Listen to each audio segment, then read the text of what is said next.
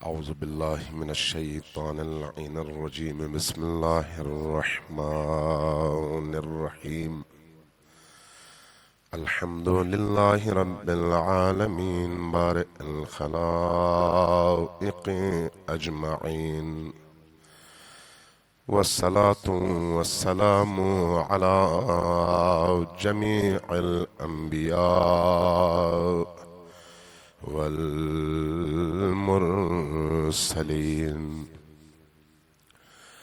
سيما من سمي في الآفاق بأحمد وفي الأرض بأبي القاسم محمد.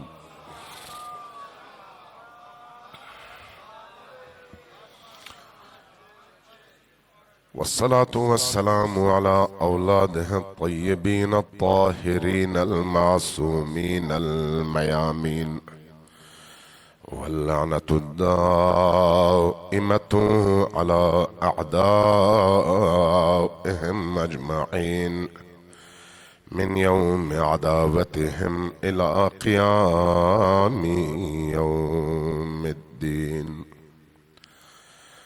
أما بعد، فقد قال الله تبارك وتعالى في كتابه المجيد وهو أصدق القائلين، وقوله الحق. بسم الله الرحمن الرحيم.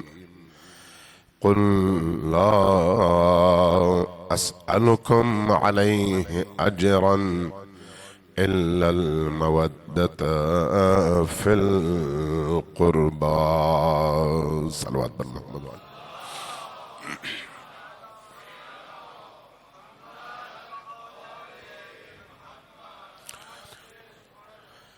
اللہ تبارک و تعالیٰ آپ کی اس عبادت کو اپنی عظیم بارگاہ میں شرف قبولیت عطا فرمائے۔ یہ جو عزاداری سید الشہداء کی نعمت ہے، یہ اتنی عظیم نعمت ہے کہ شاید اس وقت آپ کو اس کا ادراک نہ ہو، اندازہ نہ ہو، لیکن جیسے ہی آنکھ بند ہوگی تب اندازہ ہوگا کہ یہ کتنی عظیم نعمت تھی اور اس کی کتنی عظیم برکتیں تھیں انسان کی زندگی میں۔ آپ جب اس فضا میں تشریف لاتے ہیں تو یہ نورانی فضا ہے۔ اس نورانی فضا میں سانس لینا بھی اپنی جگہ ایک بہت بڑی نعمت ہے، اور ان سانسوں کے ذریعے سے آپ کے دل کے پردے کھلتے ہیں اور نورانیت میں اضافہ ہوتا ہے۔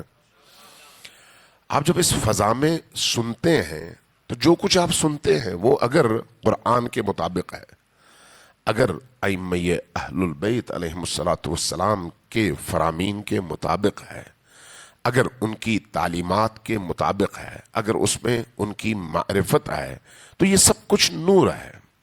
چونکہ احادیث میں آیا ہے، دعاؤں میں آیا ہے، کلامکم نور وذکرکم نور، نام بھی ان کا نور ہے، کلام بھی ان کا نور ہے، اور ان کا ذکر بھی نور ہے۔ جب یہ نور کانوں کے ذریعے سے دلوں تک پہنچتا ہے، جب یہ نور انسان کی سانسوں کے ذریعے سے ان کے قلوب تک پہنچتا ہے، تو یقینی طور پر انسان کے اندر کی ان کیفیات میں تبدیلی آتی ہے۔ امام علی علیہ السلام کی محبت، اللہم صلی علی محمد وعلی محمد،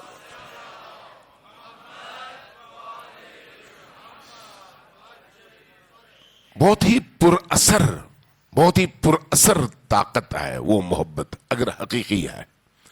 چونکہ یہ محبت بالکل اس ریگمال کی طرح سے ہے جس کو کسی زنگ آلود چیز پر آپ پھیرتے ہیں۔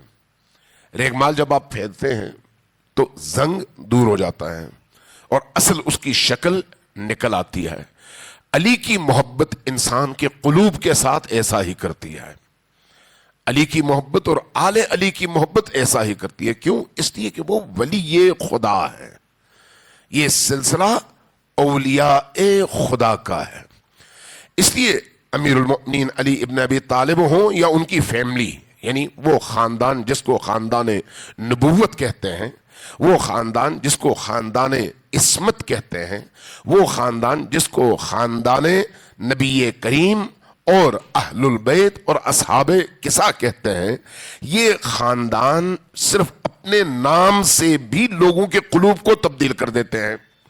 میں شیعہ کی بات نہیں کر رہا اس وقت، اہل سنت کے عقیدے بیان کر رہا ہوں کہ اہل سنت کے اندر ایسی متواتر روایات موجود ہیں، اور شاید آپ نے سنا بھی ہو کہ خود اہل سنت کے اندر یہ روایت موجود ہے کہ اگر علی سے لے کر امام مہدی آخر الزمان تک ان ناموں کو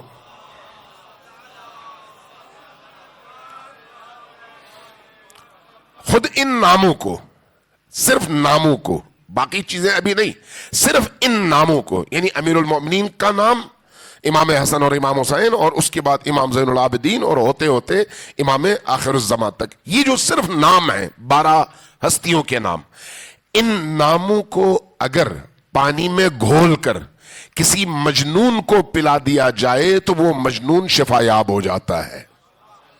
یہ اہل سنت کی روایات ہے، میں شیعوں کی ابھی بات نہیں کر رہا. کیوں؟ اس لیے کہ یہ نام جب اتنے پر اثر ہیں تو پھر وہ ذاتیں کتنی پر اثر ہوں گی، وہ شخصیات کتنی پر اثر ہوں گی، ان کی شخصیت کی تاثیر، ان کے ناموں کی تاثیر، ان کے کلام کی تاثیر، ان سے وابستگی کی تاثیر کیوں ہے؟ اس لیے کہ وہ زمین پر ولی اللہ ہے، اس لیے ان کی اس ولایت کی وجہ سے، چونکہ وہ اللہ کے ولی ہیں اس عالم ہستی میں، اس لیے اللہ تبارک و تعالی کی اس ولایت کے ذمہ دار ہونے کے ناطے روز ازل سے اب تک تمام بڑے بڑے لوگ، بڑی بڑی ہستیاں، بڑے بڑے انبیاء ان ہستیوں سے توسل کرتے رہے ہیں، ان ہستیوں سے توسل کرتے رہے ہیں. یعنی یہ صرف شیعی عقیدہ نہیں ہے. میں صرف اسباب مثال آپ کو 2 احادیث سمجھا دیتا ہوں، اس کے بعد جو ہم آگے بڑھتے ہیں. ایک دفعہ صلوات بھیجیے بر محمد و آل محمد.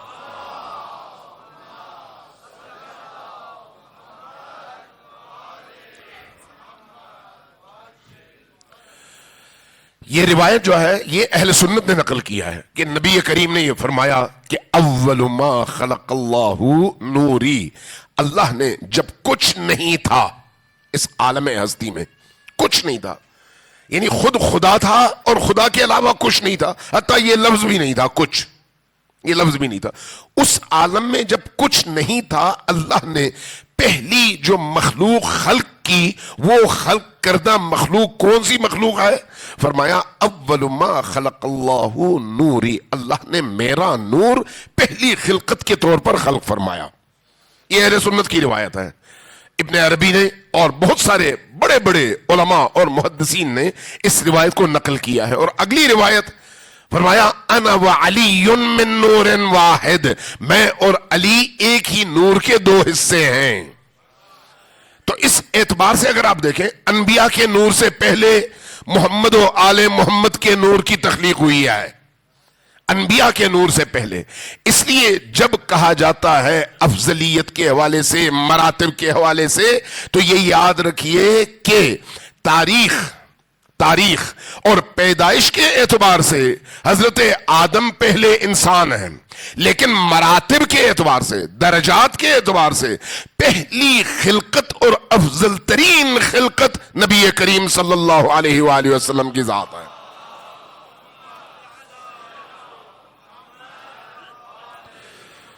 اور نبی کریم کے بعد امیر المؤمنین علی ابن ابی طالب کی ذات ہے. ایک روایت شاید پہلے میں نے آپ کو سنائی ہو، مجھے نہیں یاد، یہ بھی اہل سنت کے ہاں موجود ہے. اور امام جلال الدین سیوطی کو آپ نے سنا ہے، پڑھا ہے، نام ان کا آپ کو معلوم ہے. امام جلال الدین سیوطی اہل سنت کے بہت بڑے مفسر بھی ہیں، قرآن کریم کی انہوں نے تفسیر لکھی ہے، محدث بھی ہیں، متکلم بھی ہیں، مورخ بھی ہے. تاریخ خلفاء انہی کی کتاب ہے، در المنصور انہی کی تفسیر ہے. میں اس کے حوالے سے ایک آیت نقل کر دیتا ہوں آپ کی خدمت میں. یہ جو ہم عام طور پر کہتے ہیں نا کہ علی اور آل علی، یعنی علی اور علی کا گھرانہ انبیاء سے افضل ہے، تو بعض لوگوں کو ہضم نہیں ہوتا۔ ہضم اس لیے نہیں ہوتا کہ وہ کہتے ہیں بھائی نبی سے کون افضل ہو سکتا ہے، جبکہ قرآن کو وہ غور سے نہیں پڑھتے کہ نبوت افضلیت کا مدار نہیں ہے۔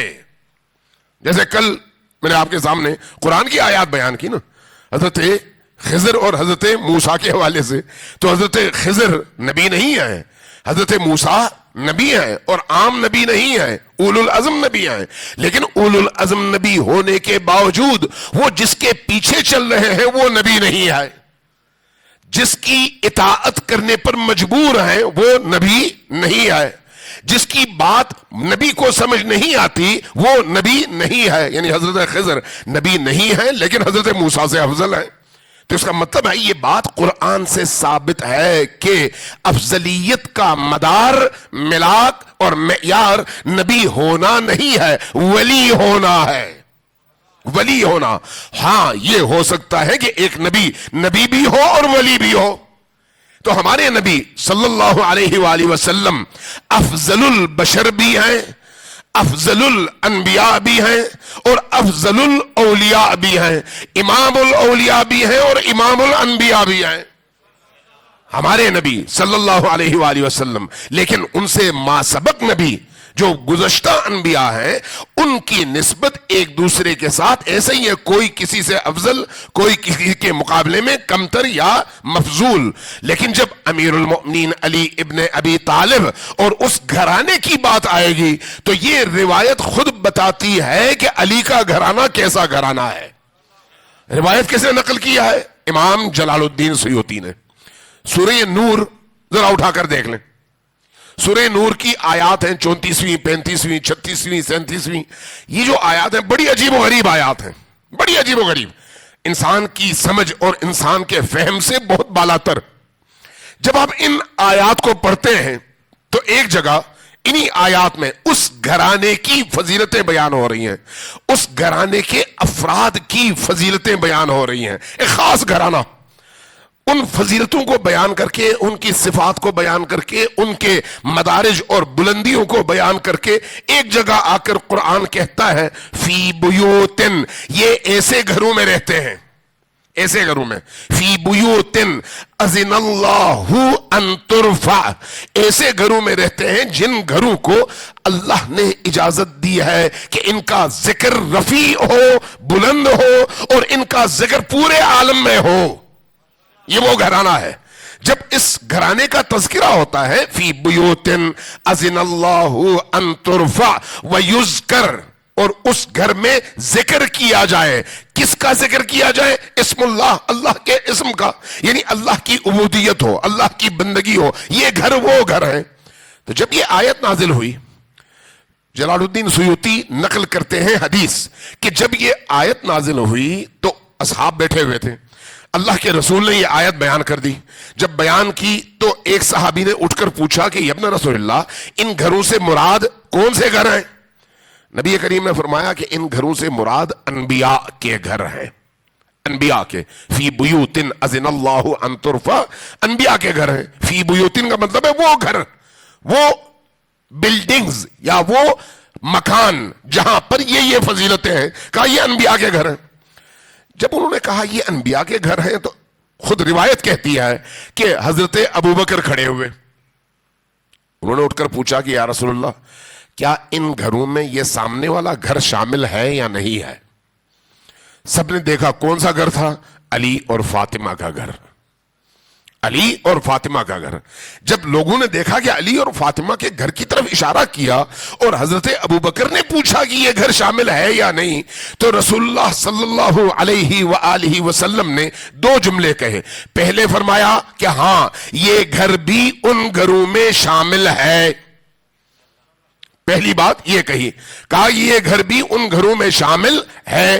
اس کے بعد اگلا جملہ فرمایا بل افضلہما، یہ گھر وہ ہے جو ان تمام انبیاء کے گھروں سے افضل ہے۔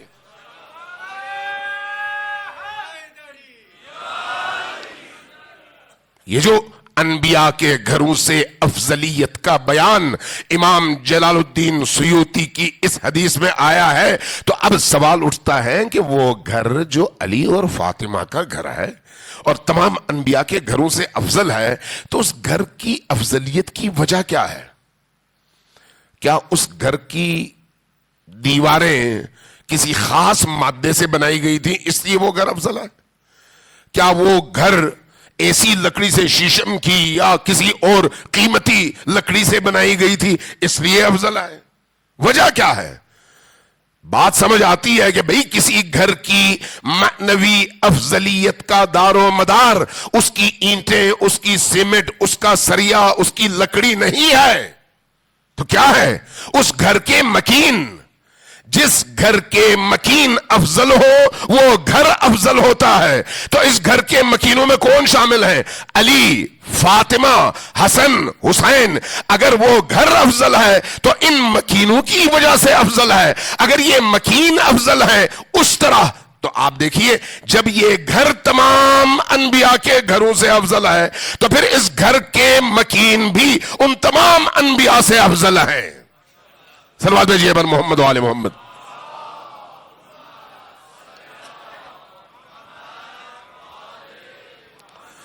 ابھی آگے جگہ ہے، تھوڑا تھوڑا آگے آئیں تاکہ پیچھے سے آنے والوں کو جگہ مل سکے۔ صلوات بھیجئے بر محمد و آل محمد۔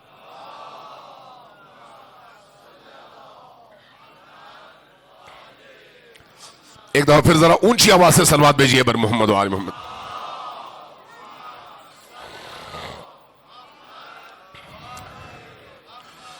اب ذرا آئیے روایات کی طرف، احادیث کی طرف۔ حضرت یوسف علیہ السلام، میں نے شاید پہلے اشارہ کیا تھا کہ 20 سال تک حضرت یوسف نے امتحانات دیے ہیں۔ 20 سال مختلف قسم کی آزمائشوں سے گزرے۔ ایک دن حضرت یوسف نے ہاتھ بلند کیے اللہ کی بارگاہ، کہا کہ الہی، خدایا، تجھے میرے والد یوسف کے حق کا واسطہ، توجہ ہے میں کیا کہہ رہا ہوں، تجھے میرے والد حضرت یعقوب کے حق کا واسطہ، آگے اب دعا کرنا چاہ رہے ہیں کہ کیا میں مانگ رہا ہوں؟ جیسے ہی فرمایا کہ بار الہ، تجھے میرے والد حضرت یعقوب کے حق کا واسطہ، تو فوراً وہی اتری، اے یوسف ٹھہر جاؤ۔ رک گئے، پوچھا کہ کون سا حق؟ اب آپ تعجب کریں گے، پوچھا کون سا حق؟ یعقوب کا کوئی حق ہے مجھ پر؟ میں نے اس کو 11 بیٹے دیے، ایک کو کچھ عرصے کے لیے اس کی نگاہوں سے اوجھل کیا تو صبر کی بجائے روتے روتے وہ نابینا ہو گئے، تو کیا ان کا مجھ پر حق ہے یا میرا ان پر؟ جب یہ بات ہوئی تو حضرت یوسف خاموش ہو گئے۔ یہ ہماری روایات میں موجود ہے، حضرت یوسف خاموش ہو گئے۔ جب خاموش ہوئے تو فرمایا اس طرح دعا نہ کرو، بلکہ دعا یوں کرو، الہی بحق محمد و علی و فاطمہ و حسن والحسین۔ تم جب دعا کرو تو اس طرح سے دعا کرو کہ خدایا، تجھے محمد کا واسطہ، علی کا واسطہ، حسن کا، فاطمہ کا واسطہ، حسن کا واسطہ اور حسین کا واسطہ، جب تم ان کے حق کے واسطے سے دعا کرو گے تو تمہاری دعا میں قبول کر لوں گا۔ حضرت یوسف کی بات ہو رہی ہے۔ یہی کیفیت حضرت آدم علیہ السلام کی ہے، یہی کیفیت حضرت نوح کی ہے، یہی کیفیت حضرت یونس کی ہے۔ جب آپ انبیاء کی تاریخ پڑھتے ہیں تو دیکھتے ہیں حضرت آدم کو جب اللہ نے ان مشکلات سے نجات دی اور حضرت حوا سے ملایا تو اس وقت جو آپ نے دعا فرمائی، یہ کہہ کر دعا فرمائی کہ الہی بحق محمد وانت المحمود، یا دوسری اس طرح، دو طرح سے روایات ہیں، یا حمیدو بحق محمد، اس طرح سے بھی وارد ہے، ویا دوسرا جو ہے ویا عالیو بحق علی، ویا فاطر السماوات والارض بحق فاطمہ، ویا محسنو بحق الحسن، ویا قدیم الاحسان بحق الحسین۔ جب آپ نے ان تمام ناموں کا واسطہ دیا تو اللہ تبارک و تعالیٰ نے ان کی دعا کو قبول کر لیا۔ क्यों? इसलिए कि जमीन पर अल्लाह की विलायत इन हस्तियों के गिर्द घूमती है, इन हस्तियों के गिर्द। इसलिए इन हस्तियों को अल्लाह तबारक व तआला ने इस पूरे आलम में तमाम मखलूकात के लिए नूर का, हिदायत का और निजात का जरिया करार दिया है। सलवात भेजिए पर मोहम्मद व आले मोहम्मद।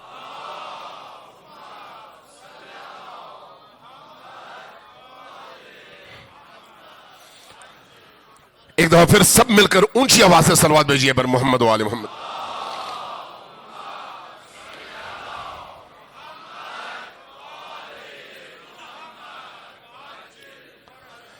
अजीजान गिरामी, ये जो हस्तियां हैं, इन हस्तियों के हवाले से चंद चीजें हमारे जहनों में हमेशा रहनी चाहिए। अल्लाह और बंदों का जो ताल्लुक है, आमतौर पर हम जो बंदे मर जाते हैं उनके बारे में कहते हैं कि वो इस दुनिया से उठ गए, खत्म हो गए। और खुसूसन हमारे वहाबी दोस्त वो ये समझते हैं कि भाई इंसान मर गया तो बिल्कुल खत्म हो गया, और उसी जिमन में फिर अनबिया को भी ले आते हैं। जबकि इंसान की हकीकत ये जिस्म नहीं है, रूह है। जिस्म नहीं है, रूह है, और रूह हमेशा बाकी है, फानी नहीं है। जिस्म मर सकता है, रूह कभी नहीं मरती। और जब आप किसी शख्सियत को उसके मादी नहीं बल्कि मानवी पैमाने में तोलते हैं तो उस मानवियत का ताल्लुक उसके बदन से नहीं होता, उसकी रूह से होता है। आप किसी के बारे में कहते हैं ये बहुत अच्छा इंसान है, तो वो उसकी अच्छाई उसके बदन में होती है या उसकी रूह में? जी, किसी की उबूदियत और बंदगी उसके बदन में होती है या उसकी रूह में? किसी के अंदर मौजूद, जिसको आप फारसी में कहते हैं अर्ज़शाह, वैल्यूज और अक़दार उर्दू में, तो ये चीजें उसके बदन में होती हैं या उसकी रूह में? अगर बदन के एतबार से देखा जाए तो मुझे बताएं फिरऔन और मूसा के बदन में क्या फर्क है? दोनों के सर हैं, दोनों के पेट हैं, दोनों के बाजू हैं, दोनों के जिस्म पर गोश्त है, दोनों के सर पे बाल होंगे, दोनों के नाखून होंगे। बदन में तो कोई फर्क नहीं है, दो बदन है लेकिन दोनों मादी बदन है। फर्क कहां पर है? रूह में। तो वो जो चीज बाकी है वो बदन नहीं है, वो क्या है? वो रूह। अच्छा, जब आपसे कहा जाता है कि एक इंसान बहुत ही मुकद्दस है तो उसके तकद्दुस का इजहार उसके बदन के जरिए से होता है, लेकिन बदन आला होता है उसकी रूह के लिए। रूह में जो नेकी होती है वो नेकी बदन के जरिए से बाहर लोगों के सामने नुमाया होती है। लिहाजा जब इंसान मरता है तो उसका बदन मरता है, उसकी रूह तो नहीं मरती, रूह जिंदा है। लिहाजा जब नबी करीम सल्लल्लाहु अलैहि वसल्लम जंगे बदर में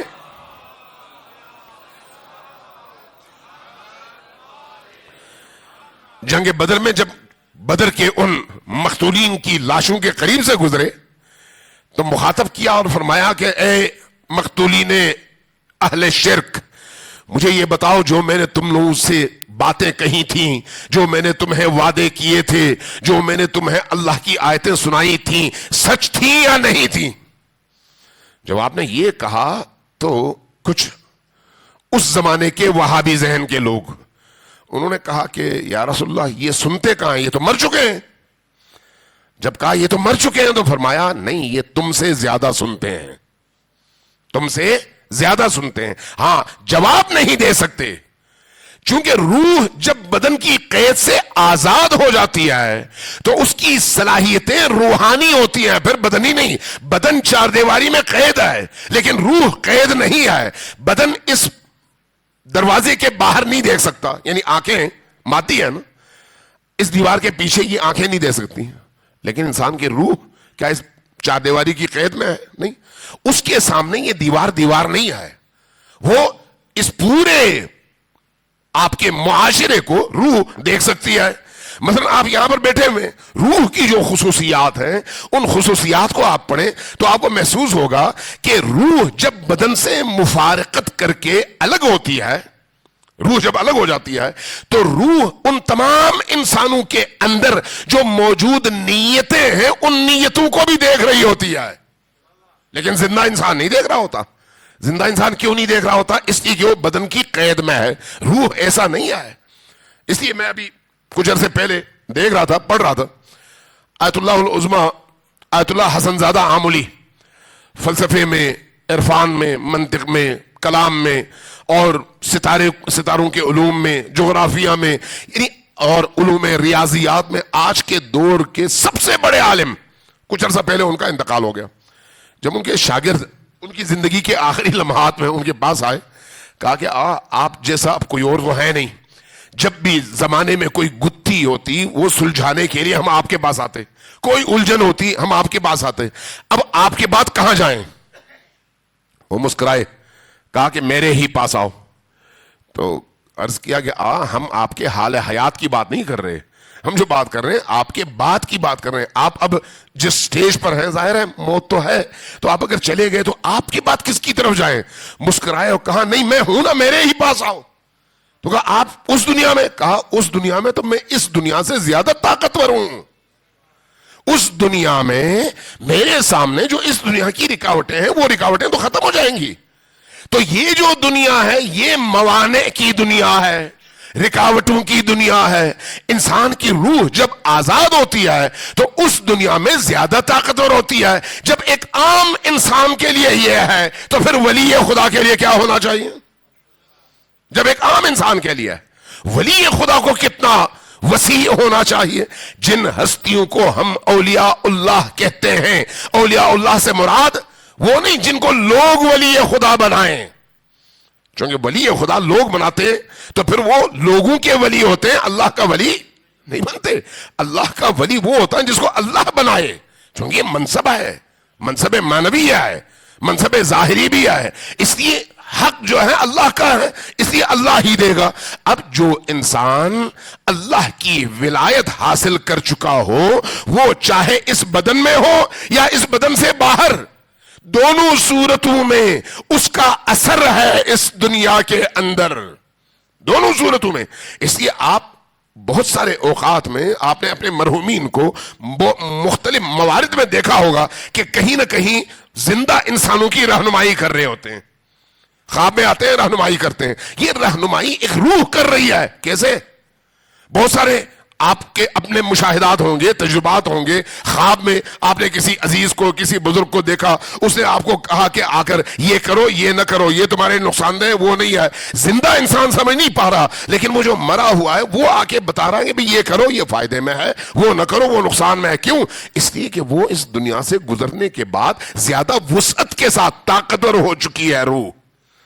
جب آپ ولی خدا کی بات کرتے ہیں تو ولی خدا اس بدن کے اندر بھی ولی ہے اور اس بدن سے باہر بھی ولی ہے، لیکن ہر زمانے میں جو ذمہ دار ہے وہ ایک ہی ہے، کئی اولیاء نہیں ہیں، ایک ہی ہے۔ اس لیے امیر المومنین کے دور میں صرف امیر المومنین ہیں، اور ان کے بعد صرف امام حسن ہیں۔ امام حسن کے دور میں امام حسین امام ہوتے ہوئے بھی ولایت کا وہ منصب صرف امام حسن کے پاس ہے۔ جب امام حسن گزر جاتے ہیں تو وہ ولایت منتقل ہوتی ہے امام حسین کی طرف، امام حسین کے بعد امام زین العابدین کی طرف، اور آج کے دور میں مہدی آخر الزمان کی طرف۔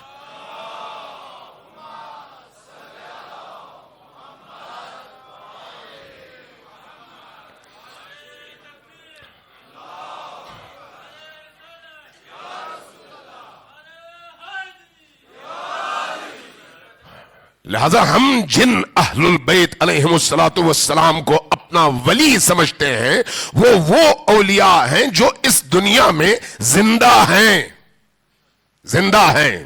ہاں، اختیار کے حوالے سے دور کس کا ہے؟ امام مہدی آخر الزمان علیہ السلام کا۔ اب اس امام کی خصوصیت کیا ہے؟ ابھی آپ زیارات میں بھی پڑھتے ہیں، اگر روز جمعہ کی زیارت اٹھا کر دیکھیں تو آپ کیا پڑھتے ہیں؟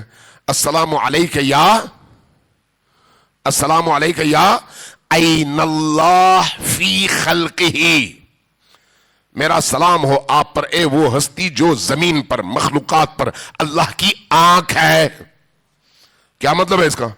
یعنی وہ ہستی ہے جو تمام عالم کو دیکھ رہی ہے، وہ ہستی ہے جس کی نگاہوں کے سامنے کوئی بات چھپی ہوئی نہیں ہے۔ اس وقت ہم بیٹھے ہوئے وہ ہمیں دیکھ رہے ہیں۔ السلام علیکہ یا عین اللہ فی خلقہ، امام علی کو نہیں کہہ رہے ہم، امام زمان کو کہہ رہے ہیں۔ امام زمان کو کہنے کا مطلب کیا ہے؟ اس کے پیچھے یہ عقیدہ کار فرما ہے کہ امام زمان زندہ بھی ہیں، حاضر بھی ہیں اور ناظر بھی ہیں، یعنی دیکھتے بھی ہیں۔ آپ جب امام رضا کی بارگاہ میں جاتے ہیں تو وہاں پر بھی اسی طرح کی دعا کرتے ہیں۔ جب آپ امام رضا کی بارگاہ میں جاتے ہیں، اذن دخول جب لیتے ہیں تو کیا کہتے ہیں؟ اشہدو، میں شہادت دیتا ہوں، انکا، کہ آپ تسمع کلامی، میرا کلام سن رہے ہیں، وترا مقامی، اور میرا مقام دیکھ رہے ہیں، وترد سلامی، جب میں کہتا ہوں السلام علیکہ یا علی ابن الحسین یا السلام علیکہ یا علی ابن موسیٰ الرضا، تو آپ اس کا جواب بھی دے رہے ہیں۔ ہاں، میں چونکہ زندہ ہوں اور اس بدن کی قید میں ہوں، اس لیے میں سن نہیں رہا، میرے کانوں میں پردہ ہے، اس لیے میں سن نہیں رہا، لیکن اس دنیا سے جاؤں گا تو آواز مجھے آئے گی۔ یہاں پر آواز ہے، میں سن نہیں رہا۔ آپ کس امام کے لیے یہ شہادت دیتے ہیں؟ امام رضا کے لیے۔ وہی امام رضا علیہ الصلوۃ والسلام جب ان کی بارگاہ میں ایک شخص آیا، کہا کہ ابن رسول اللہ، کیا آپ ہمارے لیے دعا کرتے ہیں؟ فرمایا کہ تم نے کیسے یہ سمجھ لیا کہ میں تمہارے لیے دعا نہیں کرتا؟ تو کیا مطلب؟ فرمایا کیا تمہیں نہیں معلوم کہ تم لوگوں کے اعمال روز و شب ہمارے سامنے پیش کیے جاتے ہیں؟ ہماری نگاہوں کے سامنے ہیں تمہارے اعمال۔ جب تم سب کے اعمال ہمارے سامنے ہیں، جو ہمارا ہے، یہ اب ہماری روایات میں موجود ہے کہ جو ہمارا ہے یعنی اہل البیت کا ہے، جب ان اعمال میں کوئی خرابی نظر آتی ہے تو اہل البیت کو دکھ ہوتا ہے، اور اگر ان میں کوئی خوبی نظر آتی ہے تو ان کو خوشی اور سرور محسوس ہوتی ہے۔ آپ کے اپنے بچے اسکول جاتے ہیں نا، اگر آپ کے بچوں کا رزلٹ کارڈ بھیجا جائے اسکول سے اور اس میں 6 سبجیکٹس میں سے 5 میں انہوں نے 5 سے 10 نمبر لیے ہوں 100 میں سے، تو آپ کا کیا حال ہوگا؟ آپ کو دکھ ہوگا یا خوشی؟ دکھ۔ اور اس دکھ میں آپ کے اندر کی کیا کیفیت ہوگی؟ بے چینی، اضطراب، کہ کیوں میرا بچہ فیل ہو گیا اور اس کی کارکردگی اتنی کمزور رہی۔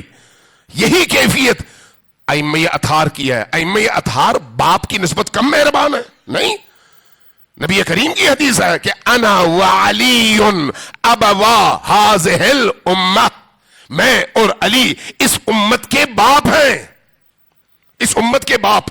اور باپ کو اللہ نے اختیار کیا دیا ہے؟ باپ کو اختیار کیا دیا ہے؟ ولی کا۔ جب کوئی نابالغ بچہ کچھ کرنے لگے تو کہا جاتا ہے ولی سے اجازت لو۔ جب کوئی بچی کوئی کام کرنا چاہے تو کہا جاتا ہے ولی کی اجازت ہونی چاہیے۔ بچی کو ولی کی اجازت کے بغیر شادی کرنے کی اجازت نہیں ہے۔ کیوں؟ اس لیے کہ ولی صاحب اختیار ہے۔ اس کو یہ اختیار اللہ نے کیوں دیا ہے؟ کیوں دیا ہے؟ تاکہ وہ اس بچی کے حقوق اور اس بچی کے مفادات کی حفاظت کر سکے۔ اس لیے اللہ نے اس کو یہ اختیار دیا ہے، اور اس اختیار کو آپ کہتے ہیں ولایت۔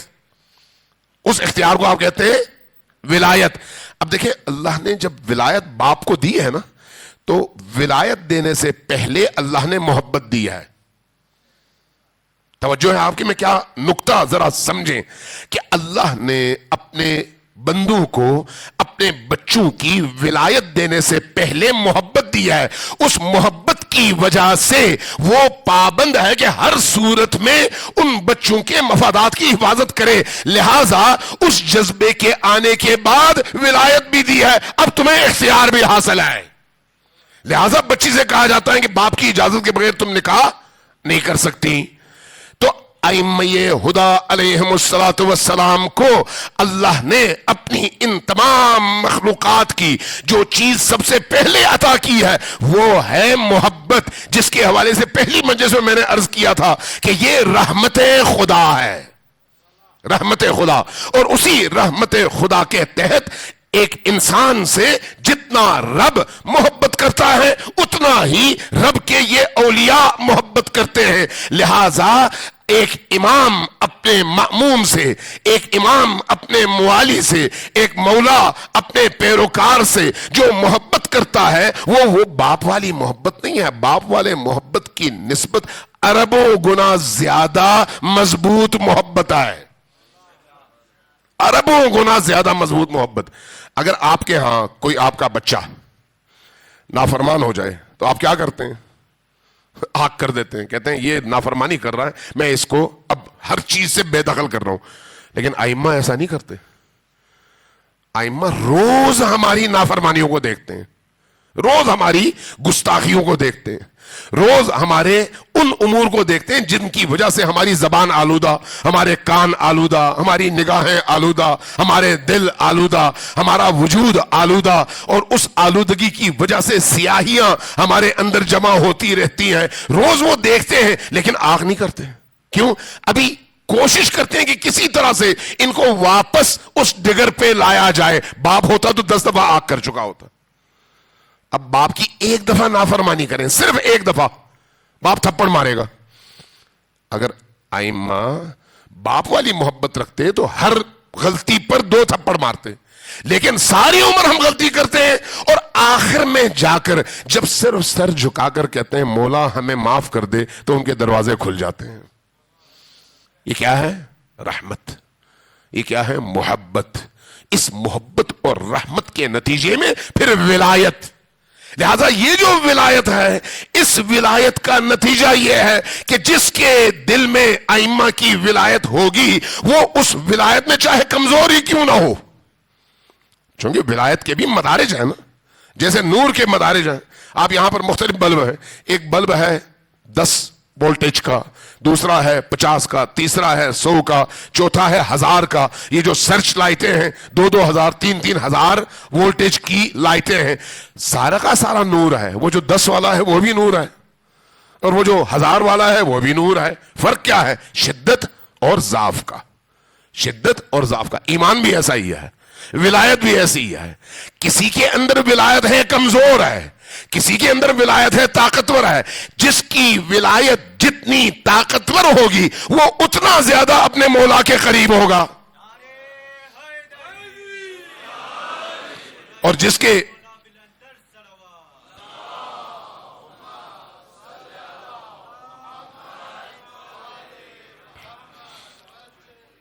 کے اندر ولایت جتنی کمزور ہوگی وہ اتنا زیادہ ضعیف ہوگا. لیکن ولایت ہے، اور وہ ولایت ضعیف ہی کیوں نہ ہو انسان کو فائدہ دیتی ہے، فائدہ دیتی ہے.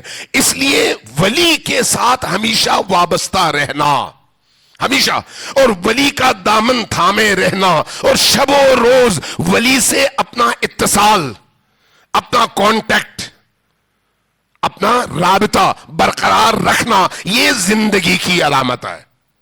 یہ زندگی کی. اس کی سمپل مثال آپ کے جیبوں میں موجود موبائل ہے. آپ کے جیبوں میں موجود موبائل سے سم آپ نکال دیں تو موبائل کس کام کا ہے؟ پتھر کی طرح سے، کسی کام کا نہیں ہے.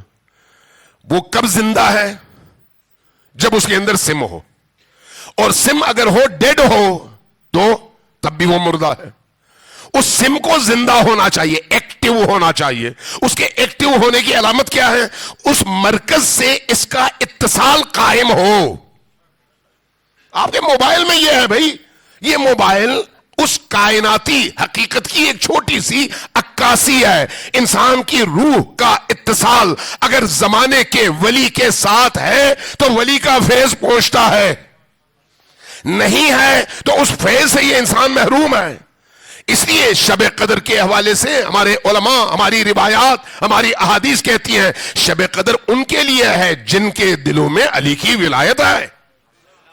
جس کے دل میں ولایت نہیں ہے اس کے لیے شب قدر بھی نہیں ہے، اس کے لیے باقی راتوں کی طرح سے. وہ شب قدر اس کے لیے ہے جب سارے فرشتے اترتے ہیں، ساری مقدرات کے فیصلے لے کر اترتے ہیں، اور انسان کی دعاؤں کو قبول کرنے کے لیے دروازے کھلتے ہیں. کس کے لیے؟ جن کے اندر وہ زندگی کی لہر، جس کو آپ یہاں پر موبائل کی دنیا میں سگنل کہتے ہیں اور معنوی دنیا میں ایمان اور ولی سے رابطہ کہتے ہیں، وہ ولی سے رابطہ قائم ہو، ضعیف ہو تب بھی کچھ نہ کچھ ملتا ہے، نہ ہو تو پھر کچھ بھی نہیں ملتا.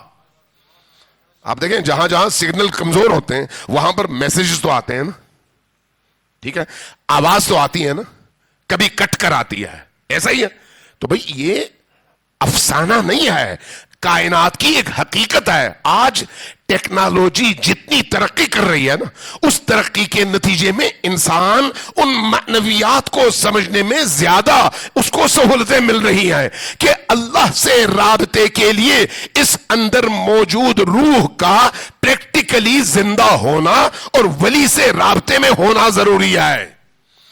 قرآن کریم اپنے ارد گرد موجود لوگوں کو مخاطب کر کے کہتا ہے ان میں سے کچھ لوگ زندہ ہیں اور کچھ لوگ مردہ, جبکہ وہ سب چلتے پھرتے ہیں, وہ سب کھاتے پیتے ہیں.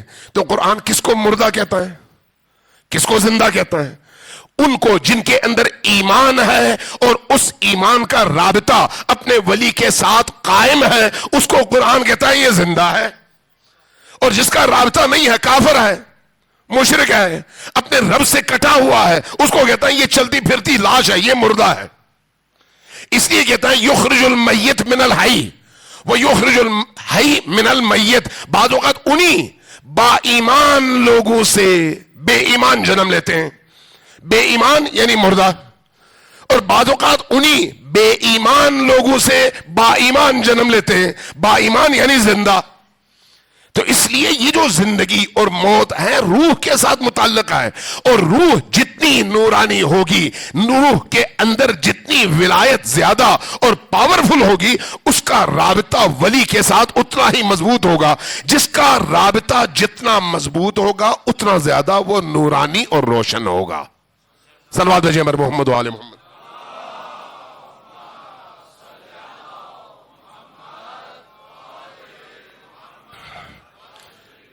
تھکے تو نہیں آئے؟ ایک دفعہ پھر صلوات بھیجیں محمد و آل محمد.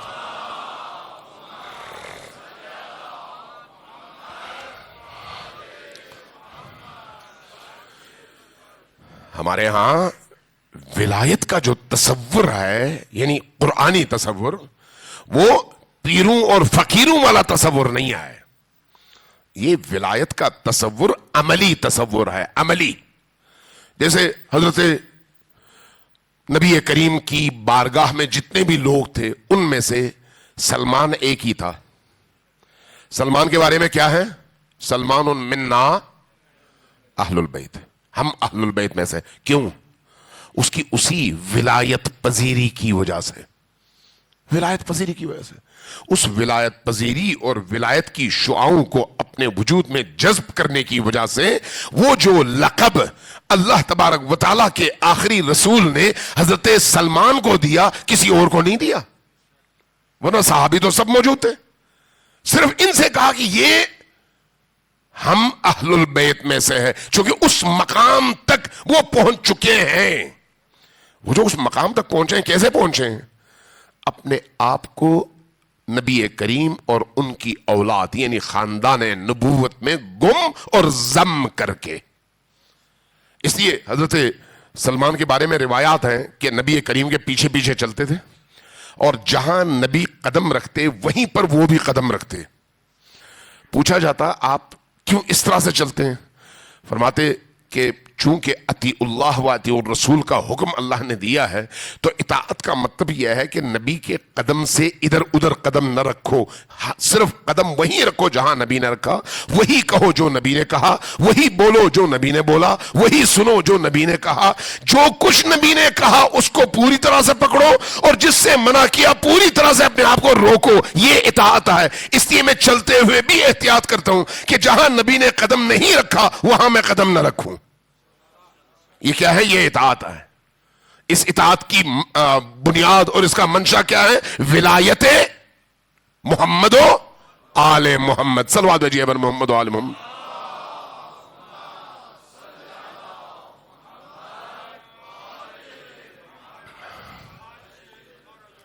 آج بھی یہ دروازہ بند نہیں ہے, یہ دروازہ آج بھی کھلا ہوا ہے. جتنا جس کی ولایت مضبوط اور بلند ہوگی اس پر غیب کے پردے اسی حساب سے کھلے ہوتے ہیں. اسی دنیا میں آپ نے بڑے بڑے ہمارے مجتہدین اور عرفاء کے نام سنے ہوں گے اور ان کے بارے میں دیکھا ہوگا. آیت اللہ محمد حسین طباطبائی, جن کو علامہ طباطبائی کہتے ہیں, صاحب تفسیر المیزان، بہت بلند شخصیت ہے، بہت بلند شخصیت، اتنی بلند کہ ان کی مثال اس دور کی تاریخ میں کوئی اور نہیں ملتی۔ ہمارے ایک استاد تھے، فقہ پڑھاتے تھے، فقہ و اصول دونوں پڑھاتے تھے، تبریز کے تھے، انتقال ہو گیا۔ انہوں نے یہ واقعہ سنایا، کہا عاشور کا دن تھا، میں حرم حضرت معصومہ میں گیا، وہاں پر جا کے زیارت وغیرہ پڑھی، دل بوجھل تھا چونکہ عاشور کا دن تھا۔ میں وہاں سے نکلا، سامنے حرم کے سامنے ایک چھوٹا سا قبرستان ہے، ارد گرد اس کے دکانیں ہیں، دکانوں کے درمیان اندر قبرستان ہے، 2 کنال زیادہ سے زیادہ 1000 گز مربع ہوگا۔ لیکن وہاں پر اس چھوٹے سے قبرستان میں بڑے بڑے اولیاء اللہ دفن ہیں، بڑے بڑے پونچھے ہوئے لوگ۔ کہنے لگے میں وہاں پر گیا تاکہ ان اولیاء کے قبور پر جا کر ذرا تھوڑی دیر کے لیے دعا مانگوں۔ کہتے ہیں میں نے وہاں پر دیکھا، ہمارے استاد بتا رہے تھے کہ میں نے وہاں پر دیکھا علامہ طباطبائی سامنے کسی ایک قبر کے ساتھ بیٹھے ہوئے دعا کر رہے تھے اور رو رہے تھے۔ عصر کا ٹائم تھا، عاشور کا دن تھا۔ جب میں قریب پہنچا تو میں نے دیکھا ان کی حالت بہت عجیب و غریب ہے، غم، الم اور عزا میں نڈھال، ایسی کیفیت۔ کہتے ہیں میں خاموشی سے ان کے پیچھے بیٹھ گیا۔ ان کے اعمال ختم ہو گئے، جب ختم ہوئے تو انہوں نے رخ میری طرف موڑا، میرے چہرے کی طرف دیکھا اور کہا تمہیں معلوم ہے آج کون سا دن ہے؟ میں نے عرض کیا، چونکہ مجھے سمجھ تو آ رہی تھی کہ وہ کیا پوچھ رہے ہیں، کیوں؟ عاشور کا دن ہے، 10 محرم ہے، تو کیا وہ یہ پوچھ رہے تھے کہ آج تاریخ کیا ہے؟ نہیں، وہ کچھ اور پوچھ رہے تھے۔ وہ یہ نہیں کہہ رہے تھے کیا تمہیں معلوم ہے کہ آج 10 محرم ہے، نہیں، یہ نہیں پوچھ رہے تھے، کچھ اور پوچھ رہے تھے۔ اسے کہتے ہیں میں نے عرض کیا کہ استاد آپ بتائیں کہ آج کون سا دن ہے؟ فرمایا قریب آؤ۔ زمین سے، اس زمانے میں وہ کچی زمین تھی، زمین سے یوں مٹی اٹھائی اور میرے سامنے یوں کھولا تو میں نے دیکھا ان کے مٹھی کے اندر سارا خون ہے، سارا خون۔ فرمایا کہ آج کا دن وہ ہے جس میں یہ ساری کائنات خون میں تبدیل ہو گئی ہے، اس لیے کہ ساری کائنات حسین ابن علی کے شہادت کے غم میں اس وقت خون کے آنسو رو رہی ہے۔ لیکن اس کو کون دیکھ سکتا ہے؟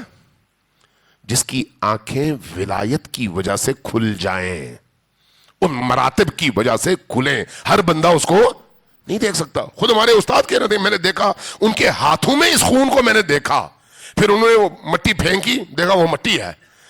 یہ کس کا کام ہے؟ یہ اس ولی کا۔ ولی جب اس مقام پر ہو، جتنا بلند ہوگا کائنات اتنی اس کے سامنے مسخر ہوگی، اتنی ہی مسخر ہوگی۔ بعض بڑے بڑے علماء، بڑی بڑی شخصیات ہماری تاریخ میں، بڑے بڑے لوگ گزرے ہیں، بہت بلند لوگ گزرے ہیں۔ آیت اللہ قاضی طباطبائی جیسے لوگ، خود علامہ طباطبائی جیسے لوگ، آیت اللہ العظمہ بہجت جیسے لوگ، چھوٹے لوگ نہیں آئی ہیں، بہت بڑے بڑے لوگ ہیں۔ ان میں ایک آیت اللہ مجتہدی ہیں، شیخ جعفر مجتہدی۔ شیخ جعفر مجتہدی بہت پہنچی ہوئی شخصیت تھی اور ہمیشہ بیمار رہتے تھے، ہمیشہ بیمار۔ ان کے ایک شاگرد تھے، ڈاکٹر تھے، قم میں ان کا کلینک ہے۔ انہوں نے اپنا واقعہ سنایا۔ اب شیخ جعفر مجتہدی وہ ہیں جن کی کرامات کا اعتراف رہبر معظم آیت اللہ العظمہ خامنہی نے بھی کیا ہے۔ کہتے ہیں میں نے خود ان کی کرامتیں اپنی آنکھوں سے دیکھی ہیں۔ یعنی ایک انسان جب ترقی کرتا ہے روحانی اور معنوی حوالے سے، اس مقام تک پہنچتا ہے کہ اس کی کرامتیں نظر آ رہی ہوتی ہیں۔ شیخ جعفر مجتہدی کے حوالے سے ان کا وہ شاگرد جو ڈاکٹر ہے، ان کو وہاں پر لکھتے ہیں دکتور طباطبائی، وہ کہتے ہیں میں جوان تھا، میں جرمنی میں تھا اور میری تحصیلات کے اور تعلیم کے ایام تھے۔ کہا کہ میں جرمنی میں جس شہر میں تھا، اچانک ایک دن مجھے ایک ڈاک ملا تو میں نے وہ کھولا تو اس میں خط تھا اور شیخ جعفر مجتہدی کا خط تھا۔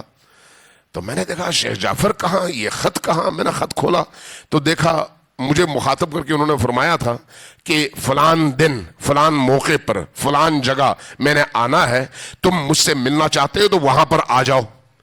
کہتے ہیں میں پریشان ہو گیا، جرمنی کہاں، قم کہاں، اور ان کا یہ خط کیسے؟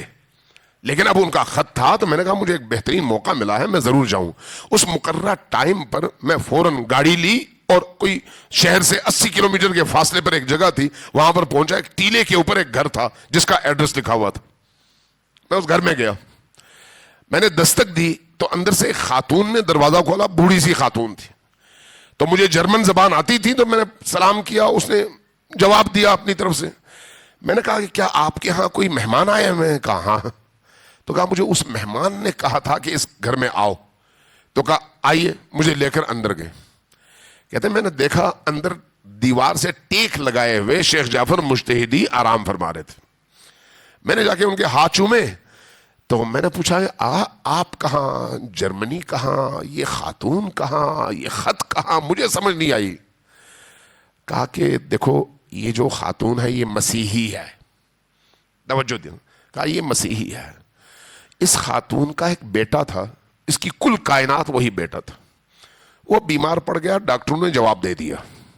جب ڈاکٹروں نے جواب دے دیا تو اس خاتون نے مایوس ہونے کے بعد روتے روتے حضرت مریم سے توسل کیا کہ اے بی بی میرے بیٹے کو شفا چاہیے اور میری کل کائنات یہی بیٹا ہے, اگر یہ چھن جائے تو میں مر جاؤں گی. حضرت مریم نے اس خاتون کو حوالہ دیا, کہا کہ تمہاری دعا قبول تو ہوگی لیکن اس وقت میں اور میرا بیٹا عیسیٰ نہیں بلکہ ایک پیغمبر تھے جن کا نام محمد ہے, اور ان کی ایک بیٹی تھی جن کا نام فاطمہ ہے. اس فاطمہ کا ایک بیٹا ہے جس کا نام مہدی ہے. یہ دور اس کا ہے, اس کو پکارو تمہاری دعا قبول ہو جائے گی. تو کہتے ہیں انہوں نے وہ پڑھنا شروع کر دیا. تو شیخ جعفر کہتے ہیں, شیخ جعفر مجتہدی, مجھے امام نے فرمایا کہ یہ تمہاری ذمہ داری ہے, جاؤ جا کر اس بیمار جوان کو ٹھیک کر کے آؤ. تو اس لیے میں آیا یہاں پر اور اس بچے کو اٹھا کے ایک سینے سے لگا کے یا علی کہا, بچہ ٹھیک ہو گیا. اب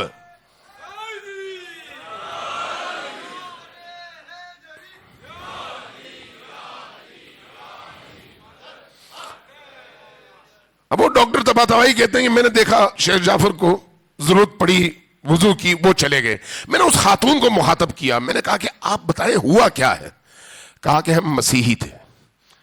وہ سارا واقعہ انہوں نے بتایا. کہا کہ مجھے خواب میں حضرت مریم نے 3 نام بتائے تھے, محمد, فاطمہ اور مہدی. کہتے ہیں جب میں نے یہ 3 نام جاگ کر دیکھا تو میرے ذہن میں نقش تھے, تو میں مسلسل یہی ورد کرتی رہی, محمد فاطمہ مہدی, محمد فاطمہ مہدی, محمد فاطمہ مہدی. یہ ورد کرتی رہی یہاں تک کہ میرے دروازے پر دستک ہوئی اور یہ بزرگ آئے. تو میں نے پوچھا آپ کیوں آئے؟ کہا تم نے کس کو پکارا تھا؟ کہا ان ناموں کو. کہا مجھے انہی نے بھیجا ہے, مجھے انہی نے بھیجا ہے. پھر کہا کہ جب یہ آئے تو میں نے دروازہ کھولا, یہ سیدھے آئے میرے اس کمرے میں گئے جہاں پر میرا بیٹا لیٹا ہوا تھا, سیدھے گئے اس بیڈ پر بغیر اس کے کہ میں کچھ کہوں. وہاں پر جا کر اس بچے کو انہوں نے دونوں ہاتھ ان کے دونوں طرف سے نیچے دے کر یوں اٹھایا اور اپنے سینے سے لگایا. اب انہوں نے ایک نیا نام کہا جو میرے خواب میں نہیں سنا تھا. کہتے ہیں میں نے پوچھا وہ نام کیا تھا؟ تو انہوں نے کہا وہ نام تھا یا علی. کہتے ہیں جب انہوں نے یہ یا علی کہا اور اس بچے کو اپنے سینے سے لگایا تو بچہ بالکل ٹھیک ہو گیا, اٹھ کر بیٹھ گیا اور مجھ سے کھانا مانگنے لگا, جبکہ ڈاکٹر نے کہا تھا کہ یہ بچہ اب مہمان ہے, اس کا فاتحہ پڑھ لو, یہ مرنے والا. یہ کیا ہے؟ یہ وہی ولایت ہے, ولایت علی و آل علی کی معنویت.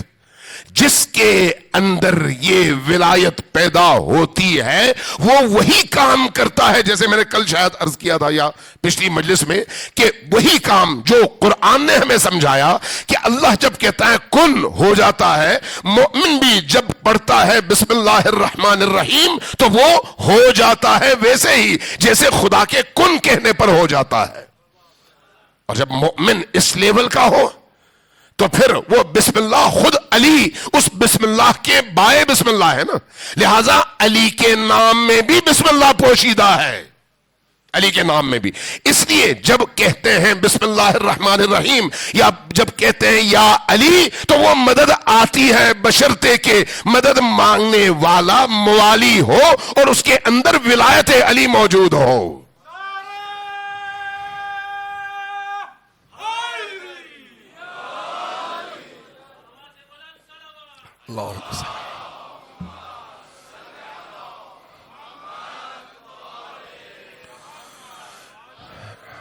عزیزان گرامی، اس لیے سب سے پہلی جو چیز ہے وہ یہ ہے کہ دلوں کو پاکیزہ کریں.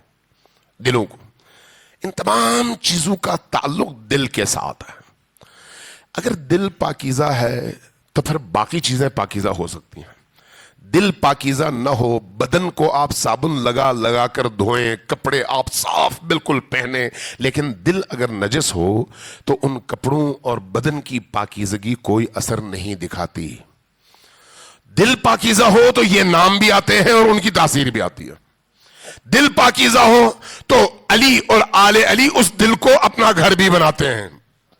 اس لیے کہ القلب حرم اللہ، دل، مومن انسان کا دل حرم خدا ہے. حرم خدا میں خدا رہتا ہے، اور جہاں خدا ہوتا ہے وہیں پر خدا کے اولیاء ہوتے ہیں. اس لیے مومن کا دل پاکیزہ ہونا چاہیے. مومن اگر مومن ہے تو اس کی زبان کو پاکیزہ ہونا چاہیے. مومن ہے تو اس کے کانوں کو پاکیزہ ہونا چاہیے. غیبتیں نجاست ہیں. توجہ ہے میں کیا کہہ رہا ہوں؟ غیبت، دوسرے مومنین کے پیٹھ پیچھے برائیاں بیان کرنا، یہ نجاست ہے. بولنے والے کی زبان نجس، سننے والے کے کان نجس. اپنے آپ کو ان نجاستوں سے بچائیں. جھوٹ نجاست ہے، بولنے والے کی زبان نجس. تہمت نجاست ہے، بولنے والے کی زبان نجس. حرام خوری حرام نجاست ہے، پیٹ میں جائے تو پورا وجود نجس. تو اس لیے جو لوگ ان برائیوں میں خود کو آلودہ کر لیتے ہیں، عبادتیں ان آلودگیوں کو پاک نہیں کر سکتی جب تک انسان توبہ نہیں کرتا. اور توبے کا رستہ کیا ہے؟ پہلے ان لوگوں کو پاک، ان لوگوں کو راضی کرو جن کا آپ نے حق مارا ہے، حق پیسہ نہیں آئے. اگر آج کے دور میں یہ جو موبائل کا دور ہے، کسی ایک مومن کے حوالے سے کوئی بات پتہ چل جائے اور میں اس کو اپنے واٹس ایپ کے میسج میں ڈال دوں اور جس تک پہنچے اس تک اس کا ایپ پہنچ جائے، تو میں نے اس کے حوالے سے وہ خیانت کی ہے جس کے لیے مجھے 200 300 جن جن لوگوں تک میں نے پہنچایا ہے، ان سب کے دلوں سے جب تک میں اس غلط چیز کو نکال نہ دوں، اللہ مجھے کبھی معاف نہیں کرتا. پہلے زمانے میں مغفرت آسان تھی، چونکہ آپ جب بولتے تھے تو ایک بندہ سنتا تھا، 2 بندے سنتے تھے، آگے ہو سکتا ہے 2 بندوں کو وہ کہیں. لیکن آج کے دور میں ایک بندہ سنتا ہے، 10 گروپوں میں ڈالتا ہے، 10,000 لوگوں تک پہنچتا ہے. 10,000 لوگوں کے ذہنوں کو خراب کرنے کی ذمہ داری میرے ایک میسج کی ہے، اور اس کا نتیجہ یعنی میں سب سے بڑا مجرم، سب سے بڑا مجرم. جھوٹ میں، تہمت میں بعضوں کا جب کہا جاتا ہے آپ نے یہ بات کیوں لکھی یا یہ بات کیوں آپ نے اس کی تشہیر کی، تو کہتے ہیں میں نے تو سچ بولا تھا. غیبت کس کو کہتے ہیں؟ سچ کو. یعنی آپ نے کسی میں کوئی عیب، کوئی گناہ، کوئی برائی دیکھی اور اس کو بیان کر دیا، آپ نے سچ بیان کیا، لیکن آپ کو حق نہیں تھا بیان کرنے کا، آپ نے کیا، آپ مجرم ہیں. اس کی مثال کیا ہے؟ اس کی مثال کیا ہے؟ قرآن نے کیا کہا؟ لا یغتب بعضکم بعضا، تم میں سے بعض لوگ دوسرے بعض کی غیبت نہ کریں. ایحب احدکم، کیا تمہیں یہ پسند ہے ان یاکل اللحم اخیہ، کہ اپنے مردہ بھائی کا گوشت کھاؤ؟ مردہ بھائی کا. ام المومنین کے ساتھ نبی کریم ساتھ میں تھے، سامنے سے ایک خاتون کا گزر ہوا. خاتون کا قد چھوٹا تھا. اس خاتون خانہ نے عرض کیا یا رسول اللہ، دیکھیے وہ چھوٹے قد کی خاتون جا رہی ہے، اس کا قد کتنا چھوٹا ہے. جیسے ہی یہ کہا نبی کریم نے فرمایا تھوکو.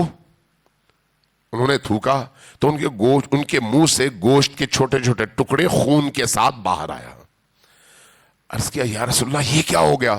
فرمایا کیا تم نے قرآن کی یہ آیت نہیں پڑھی؟ ایحب احدکم ان یاکل اللحم اخیہ میتۃ، کیا تم اپنے مومن بھائی کے مردہ جسم کو کھانا پسند کرو گے؟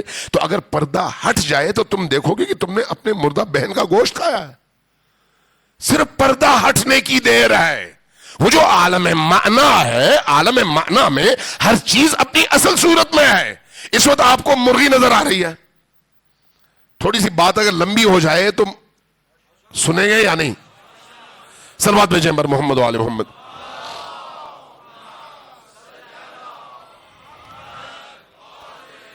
چونکہ آج رات آخری مجلس ہے تو اس لیے تھوڑا سا مزید آپ کو تھکاؤں نا، اگر آپ میں ہمت ہے ایک دفعہ پھر صلوات بھیجیں بر محمد و آل محمد.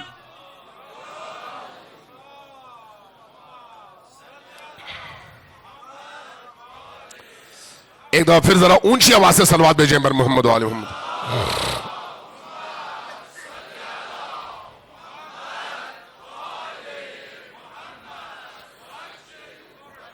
دیکھیے ہر چیز کے دو پہلو ہیں، ایک اس کا ظاہر اور ایک اس کا باطن. ایک اس کا ظاہر اور ایک اس کا باطن. آپ جب بازار سے مرغی ذبح کر کے لاتے ہیں تو مزے سے کھاتے ہیں یا نہیں؟ جی کیوں مزے سے کھاتے ہیں؟ اس لیے کہ آپ کہتے ہیں یہ حلال ہے. ایسا ہی ہے، ایسا ہی ہے نا. مری ہوئی مرغی اگر اس کے سامنے دکان کے سامنے پڑی ہو تو آپ اس کو کھاتے ہیں؟ جی کیوں نہیں کھاتے؟ ذرا اونچی آواز سے بولے نا، کیوں نہیں کھاتے؟ حرام ہے. تو وہ جو رشوت کا پیسہ آتا ہے وہ حرام نہیں ہے؟ اس رشوت کے پیسے سے جو حلال مرغی آتی ہے وہ حلال ہو جاتی ہے یا وہ بھی حرام ہے؟ ظاہر ہے وہ بھی حرام ہے. جو اثر اس مری ہوئی مرغی کے گوشت کا ہے وہی اثر رشوت کے پیسے سے خریدے ہوئے گوشت کا ہے. یا اپنے بھائی کا جو پیسہ دبا لیتے ہیں، اپنے کسی دوست کا پیسہ دبا لیتے ہیں، اپنے کسی مومن بھائی کا پیسہ دبا لیتے ہیں، مومن نہیں ہندو کا پیسہ دبا لیتے ہیں، جو دبا کر کسی کا چھین کر کسی سے زبردستی لے کر اس کو دیے بغیر اس کی رضامندی کے بغیر میں کھانے لگوں تو یہ گوشت، یہ روٹی، یہ سبزی وہی حکم رکھتی ہے جو وہ مردہ مرغی رکھتی ہے. وہاں پر تو ہم نہیں کھاتے، یہاں پر بڑے شوق سے کھاتے ہیں، جبکہ دونوں میں فرق کوئی نہیں ہے. وہ بھی اسی طرح حرام ہے جس طرح سے یہ حرام ہے. تاثیر دونوں کی ایک ہے. یہ یاد رکھیے، حقائق عالم کو دیکھنے کے لیے قلبی بصیرت چاہیے. قلبی بصیرت، قلبی بصیرت نہ ہو تو کم از کم ایمان چاہیے. کم از کم ایمان ہو تو چونکہ وہی نے ہمیں بتایا، وہی کے ذریعے سے ہمیں بتایا گیا کہ یہ حرام ہے لہذا میں رک جاؤں گا. اور اگر بصیرت ہو تو مجھے نظر آ رہی ہوگی کہ یہ گندگی ہے. گندگی آدمی دیکھ کر نہیں کھاتا. ہمارے ایک بہت پہنچے ہوئے بزرگ تھے، مشہد کے سفر پہ کہنے لگے میں کسی بس میں بیٹھا، مجھے حکم ہوا کہ تم جاؤ مشہد زیارات کے لیے. میں بس میں بیٹھ گیا تو بس میں مختلف زائرین جمع تھے، میں ان کے ساتھ بیٹھ گیا. رستے میں ایک جگہ سب رکے، مجھ سے کہا کہ آپ بھی ہمارے ساتھ کھانے میں شریک ہوں. کہتے ہیں میں جب بس سے اترا ان کے دسترخوان میں بیٹھا تو میں نے دسترخوان میں کیا دیکھا؟ ہر برتن میں خون ہے، پیپ ہے، پیپ، اور مختلف حرام جانوروں کا بدبودار گوشت ہے. اور میں نے یہ دیکھا یہ سب زائرین ہیں، مزے سے کھا رہے ہیں، کسی کو کچھ نہیں پتا چل رہا. کہتے ہیں میں اٹھ گیا. وجہ چونکہ ان کے اندر وہ بصیرت نہیں ہے، نہیں دیکھ پا رہے ہیں. اللہ نے مجھے بصیرت دی ہے تو میں دیکھ رہا ہوں. فرق صرف اتنا ہے. وہ جو حرام ہے وہ وہی گندا خون ہے، پیپ ہے، نجاست ہے، لیکن اس وقت میری آنکھوں پر پردہ ہے اس لیے میں دیکھ نہیں رہا. یہی کیفیت انسان کے تمام اعمال میں ہے. اگر نورانی ہے تو وہ عمل نورانی ہے، اگر انسان خود ظلمانی ہے تو اس کا وہ عمل بھی ظلمانی ہے. امام زین العابدین علیہ السلام کی بارگاہ میں جب خود کعبہ میں جب آپ طواف کے بعد آ کر مطاف میں بیٹھ گئے تو کچھ لوگ آئے اور کہا کہ ابن رسول اللہ اس دفعہ بہت بڑی تعداد میں حاجی آئے ہوئے ہیں. یہ روایت آپ نے بار بار سنی ہوگی کہ بہت بڑی تعداد میں حاجی آئے ہیں. تو آپ نے سر جھکایا اور فرمایا ما اقل الحجیج و اکثر الزجیج. کتنے کم حاجی ہیں اور کتنے زیادہ چیخنے چلانے والے وحشی ہیں. آپ نے دیکھا ہوگا کعبے میں کہ طواف کے دوران بھی ایک دوسرے کا خیال کیے بغیر ایک دوسرے کے اوپر چڑھ کر جا کر غلاف کعبہ کو چھونے کی کوشش کرتے ہیں اور جا کر وہ حجر الاسود کو چھونے کی کوشش کرتے ہیں. نیچے بندہ پس رہا ہوتا ہے، اتنا بڑا حرام کام انجام دیتے ہیں، پتہ نہیں چلتا ان کو کہ کتنا بڑا جرم کر رہے ہیں، وہ بھی اللہ کے گھر کے سامنے. انہی عزاداریوں میں کہیں پر کوئی اگر نیاز بٹ رہی ہو تو تو وہاں پر آپ دیکھتے ہیں بعض اوقات ایک دوسرے کے اوپر چڑھ کر لینے کی کوشش کرتے ہیں. نیچے بندے کا پاؤں آ گیا, نیچے بندہ دب گیا, کوئی بات نہیں, مجھے تبرک چاہیے. یہ تبرک نہیں ہے, یہ حرام ہے. اس تبرک کی خواہش میں آپ, جبکہ تبرک شاید مستحب ہو, آپ جو فعل انجام دے رہے ہیں وہ حرام ہے. یہ آپ کو جہنم لے کے جا رہا ہے. خیال کوئی نہیں ہے. کب پتا چلتا ہے؟ جب انسان کے سامنے سے پردے ہٹیں. تو امام نے بھی ان کے سامنے یہی کیا, ہاتھ کا اشارہ کیا, پردے ہٹ گئے تو کون نظر آیا؟ کوئی ریچھ ہے, کوئی کتا ہے, کوئی خنزیر ہے, کوئی بھیڑیا ہے, کوئی لومڑی ہے, کوئی چوہا ہے, کوئی سانپ ہے, کوئی اژدہا ہے. انسان 2 4 5 6 طواف کر رہے ہیں, باقی سارے یہ ہے. یہ کیا ہے اصل میں؟ پردہ ہٹنے کی دیر. انسان اندر سے جو کچھ ہے عالم آخرت میں کہیں اور سے اعمال نہیں آتے, وہی سامنے آتا ہے. جنت بھی انسان کے اندر ہے, جہنم بھی انسان کے اندر ہے. آپ ذرا خود سوچیں نا, نبی کریم کو غصہ آتا تھا یا نہیں؟ نہیں. رحمت تھے, سراپا رحمت. لوگ تنگ کرتے تھے, آپ سر جھکاتے تھے اور جھکا کر ان کو معاف کرتے تھے, جا کے ان کے لیے دعائیں کرتے تھے. کافر تھے, دعائیں کرتے تھے. حضرت مالک اشتر, وہ شجاع ترین کمانڈر امیر المومنین کے, شجاع ترین, کوفہ میں آ رہے ہیں, ایک شخص پہچانتا نہیں ہے, بری گالی دے دیتا ہے. آپ چپ چاپ سر جھکا کے آگے نکلتے ہیں, گالی سنتے ہیں, آگے نکل جاتے ہیں. پیچھے سے کوئی اور بندہ آ کے اس گالی دینے والے کو کہتے ہیں, تم نے نہیں پتا کہ تم نے کس کو گالی دیا, کس کو دیا؟ یہ مالک اشتر ہے, امیر المومنین کے کمانڈر. خوف زدہ ہو جاتا ہے, اوہ میں نے اتنی بڑی شخصیت کو ایسی گالی دے دی. بھاگتا ہے پیچھے, دیکھتا ہے سیدھے آئے مالک اشتر مسجد میں, اس کے آنے سے پہلے نماز کے لیے کھڑے ہو گئے, بیٹھ جاتا ہے. جب مالک اشتر نماز ختم کرتے ہیں تو آ کے معافیاں مانگنے لگتا ہے کہ میں نے بہت بڑی غلطی کی, مجھے معاف کر دیں. جواب میں کیا فرماتے ہیں؟ میں تمہاری گالی سن کر تمہاری مغفرت کے لیے دعا مانگنے آیا تھا, اور یہ نماز پڑھ کر میں نے تمہارے لیے مغفرت کی دعا کیا ہے. یہ کیا ہے؟ یہ اندر کی وہ جنت ہے, جنت. لیکن جس کو غصہ آتا ہے اور پھر ایک گالی کے مقابلے میں 10 گالیاں دیتا ہے, اس کے اندر آگ ہے. اس آگ کا اظہار لفظوں میں ہو رہا ہے. کبھی چہرے کی رنگت سرخ ہو جاتی ہے, وہ وہی اندر کی آگ ہے. کبھی الفاظ کی صورت میں ہم جواب دیتے ہیں, وہ وہی آگ ہے. پردہ ہٹے تو معلوم ہوگا ہمارے منہ سے آگ نکل رہی ہے. یہ جو ہمارے اندر ہے وہ آگ بھری ہوئی ہے. یعنی انسان کو اپنے اندر دیکھنے کی ضرورت ہے کہ میرے اندر آگ ہے یا باغ ہے, سبزہ ہے یا پھر ابلتا ہوا پانی ہے. ہر انسان اپنے اندر دیکھ لے, پتہ چل جاتا ہے. یہ جو ولایت ہے اندر کی, اس آگ کو جلانے کا نتیجہ ہے, اس آگ کو ختم کرنے کا نتیجہ. اب اپنے اندر اس روشنی کو جگہ دینے کا نتیجہ.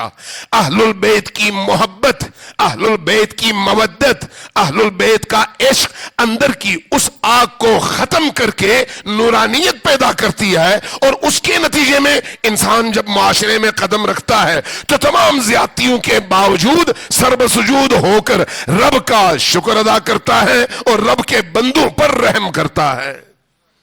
صلوات بھیجیے بر محمد و آل محمد.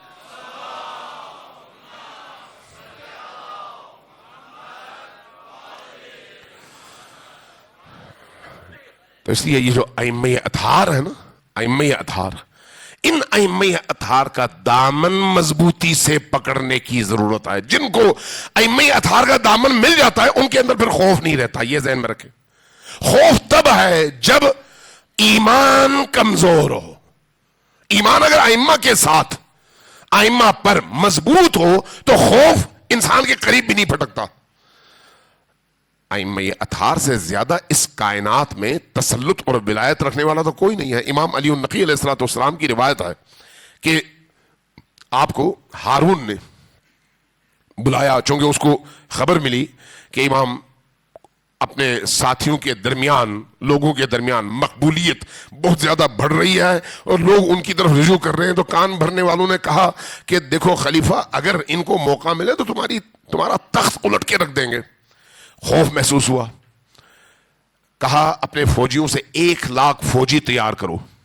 تیار کیا, کہا فلان میدان میں میدان سجاؤ, جیسے آج کل پریڈ ہوتا ہے. سجایا, مٹی کا ایک بہت بڑا ٹیلا بنایا اور امام کو دعوت دی, آپ میرے ساتھ آئیے. لے کے گئے. جا کے اس ٹیلے پر چڑھے، لشکر دکھایا اور اس کے بعد کہا کہ آپ کو کیسا لگ رہا ہے یہ لشکر؟ کہا جیسے نظر آ رہا ہے۔ کہا میرے پاس اتنا بڑا لشکر ہے، یاد رکھیے۔ کیوں؟ تاکہ امام کو خوفزدہ کر سکیں۔ امام مسکرائے، کہا کہ میں تمہیں اپنا لشکر دکھاؤں؟ تو کہا آپ کا بھی کوئی لشکر ہے؟ کہا ہاں۔ تو ہنسا، تمسخر کے ساتھ ہنسا اور کہا کہ دکھائیے۔ امام نے صرف اشارہ کیا۔ اشارہ جب کیا تو پردہ ہٹا تو اس نے دیکھا تمام عالم میں اللہ کے فرشتوں کے ہاتھوں میں تیر کمان ہے اور ان تیروں کا رخ اس کے لشکر اور خود اس خلیفہ کی طرف آئے، تمام عالم میں۔ یہ دیکھا، خوف سے گرا، بے ہوش ہو گیا۔ ہوش میں لایا گیا، اٹھا تو امام نے فرمایا کہ پریشان نہ ہو، یہ لشکر تمہیں مارنے کے لیے نہیں ہے، صرف تمہیں دکھانا تھا کہ اگر تمہیں اپنے اس لشکر پر ناز ہے تو اللہ نے اس کائنات میں موجود ہر مخلوق کو ہمارا لشکر بنایا ہوا ہے۔ وہ ائمہ جو یہ قدرت رکھتے ہیں، طاقت رکھتے ہیں، لیکن اس کے باوجود کسی پر ظلم نہیں کرتے۔ یہ طاقت رکھتے ہیں اور دوسروں کی گالی کا جواب گولی سے نہیں دیتے۔ یہ طاقت رکھتے ہیں، کسی کے ظلم کا جواب ظلم سے نہیں دیتے، تربیت سے دیتے ہیں، تربیت سے۔ یہ جو ولایت کا رستہ ہے یہ تربیت کا رستہ ہے۔ یہ انسان کی روح کو تکامل تک اور اس کمال تک پہنچانے کا رستہ ہے، تربیت کے ذریعے سے، اخلاق کے ذریعے سے، معنویت کے ذریعے سے، دعا کے ذریعے سے، مناجات کے ذریعے سے۔ اس لیے کوشش کریں ہر روز صبح جب اٹھیں تو کم از کم وہ دعائیں ضرور پڑھیں جو مفاتیح الجنان میں اس دن کے حوالے سے منقول ہیں، وہ زیارتیں ضرور پڑھیں جو اس دن کے لیے مخصوص ہیں، اور ساتھ میں دعائیں، زیارتیں جامعہ ضرور پڑھیں، اپنی زندگی کا حصہ بنائیں زیارت جامعہ کو۔ زیارت جامعہ کوئی معمولی زیارت نہیں ہے، ائمہ شناسی، امامت شناسی اور ولی شناسی کا ایک مکمل نصاب ہے، تاکہ ہم ولی زماں کو بھی پہچان سکیں اور اس کے دامن میں جا کر پناہ گزین بن سکیں، اس کے دامن میں پناہ حاصل کر سکیں۔ زیارت جامعہ کبیرہ پڑھ کر دیکھ لیں، اور اسی طرح سے زیارت عاشورہ، اسی طرح سے زیارت امین اللہ، اسی طرح سے وہ مناجاتیں جو دلوں کی تطہیر کے لیے وہی کام کرتی ہیں جو پانی کسی شیشے کو پاک کرنے کے لیے کرتا ہے۔ صلوات جمر محمد و آل محمد۔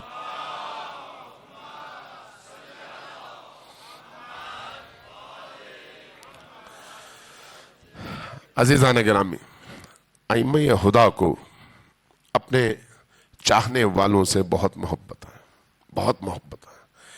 اس لیے یہ جو آپ کی مجالس ہے نا، یہ مجالس ان کی طرف سے ایک بہت بڑا انعام ہے، اللہ کی طرف پلٹنے کا بھی اور اپنے باطن کی تطہیر کا بھی۔ اس لیے روایات کہتی ہیں کہ ان مجالس میں اخلاص کے ساتھ آؤ، اخلاص کے ساتھ نیت کر کے آؤ۔ تم جب نیت کر کے آؤ گے اور اپنی نیت کو پاکیزہ رکھو گے تو اس کے نتیجے میں تمہاری وہ سانسیں جو اس فضا میں تم لیتے ہو، وہ سانسیں بھی اللہ کی بارگاہ میں عبودیت اور بندگی میں تبدیل ہو جائیں گی۔ جب اخلاص کے ساتھ انسان ان مجالس میں گھر سے نکلتا ہے تو روایات کہتی ہیں کہ ہر قدم کے عوض اس کا ایک گناہ معاف کر دیا جاتا ہے اور ایک حسنہ کا اضافہ کر دیا جاتا ہے۔ نیت، کل میں نے اسی پر بات ختم کر دی، اپنی نیتوں کو پاکیزہ رکھیں۔ کوئی بھی کام کرنے سے پہلے نیت کر لیں۔ حضرت ابوذر کو رسول کریم کی جو نصیحتیں ہیں نا، پورا ایک باب ہے، مختلف نصیحتیں حضرت ابوذر کو کی ہیں رسول کریم نے۔ ان میں جو پہلی نصیحت یہ ہے وہ یہ ہے کہ یا اباذر، اے ابوذر یاد رکھو، جب بھی کوئی کام کرو پہلے نیت کرو کہ اس سے خدا خوش ہو، اس سے رسول خوش ہو، اس سے ائمہ خوش ہو۔ جب نیت کرو گے تو تمہارا وہ عمل پاکیزہ بھی ہوگا اور عبادت بھی کہلائے گا۔ آپ دکان جاتے ہیں نا، اپنے نیت کر کے جائیں کہ حلال کی روزی آپ کمائیں گے، اللہ خوش ہوگا، وہی آپ کا جو جانا ہے وہ آپ کے لیے عبادت ٹھہرے گا۔ وہ جو آپ قدم اٹھاتے ہیں دکان کی طرف جانے کے لیے، وہ آپ کا ہر قدم عبادت کہلائے گا، اس لیے کہ آپ رزق حلال کے حصول کے لیے قدم اٹھا رہے ہیں۔ نوکری پہ جا رہے ہیں، اسی نیت کے ساتھ نکلیں، رستے میں صلوات پڑھتے ہوئے نکلیں، پہنچتے ہوئے صلوات پڑھتے رہیں، گاڑی چلاتے ہوئے صلوات پڑھتے رہیں، واپس آتے ہوئے صلوات پڑھتے رہیں۔ جب صلوات کے ذریعے سے، درود کے ذریعے سے، پاکیزہ نیت کے ذریعے سے آپ اپنی زندگی کے روزمرہ کام انجام دیں گے تو روزمرہ کے وہ مباح کام عبادت میں تبدیل ہو جائیں گے اور آپ کے درجات میں وہ اضافہ کرتے رہیں گے۔ روزمرہ کام۔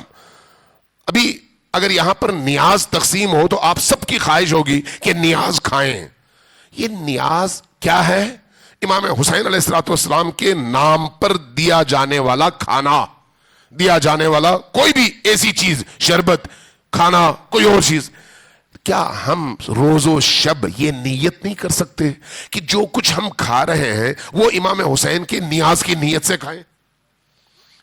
آپ اپنے گھر میں اگر کہیں بیوی سے، بیٹی سے، والدہ سے، بہن سے کہ بھئی جو پکاؤ وہ امام حسین کی نیت سے پکاؤ، یاد رکھیے یہ جو پکے گا اس کے اندر نورانیت پیدا ہوگی، چونکہ امام حسین کے نام سے پکا ہے نا۔ اس لیے وہی خصوصیت جو آپ امام بارگاہ میں امام حسین کی نیت سے پکا کر دے رہے ہیں تو اس میں خصوصیت پیدا ہوتی ہے، مریض کے لیے شفا ہے، بے برکت گھرانوں کے لیے برکت کا باعث ہے، بے نور قلوب کے لیے نورانیت کا باعث ہے۔ وہی خصوصیات گھر کے اس کھانے میں پیدا ہوں گی جو خصوصیت آپ یہاں پر چاہتے ہیں۔ کب؟ جب صرف آپ نے ایک نیت کر لی۔ آپ کے اس کھانے اور اس کھانے میں فرق کیا ہے؟ ایک نیت کا فرق ہے۔ نیت کر لیں۔ آپ کو حتیٰ ایک گلاس پانی اگر کوئی پلاتا ہے اس نیت سے پلاتا ہے کہ میں امام حسین کے نام پر پلا رہا ہوں یا پلا رہی ہوں، تو یقین جانیے وہ ایک پانی کا گلاس پلانا ایسے ہے جیسے کسی روزہ دار کو افطار کرانا، چونکہ آپ نے نیت یہ کی ہے کہ امام حسین راضی ہوں، اور اس کی وجہ سے آپ کا وہ چھوٹا سا عمل اتنی بڑی عبادت بن جاتا ہے۔ اس لیے جب آپ ان عزاداریوں میں آتے ہیں تو اس نیت کے ساتھ آئیں، باوضو ہو کر آئیں، سوچ کر آئیں کہ آپ نے امام حسین کی بارگاہ میں جانا ہے، سننا ہے، اپنے وجود کو پاکیزہ کرنا ہے اور ذکر حسین کے ذریعے سے ولایت حسینی میں داخل ہونا ہے۔ صلوات بھیجیے پر محمد و آل محمد۔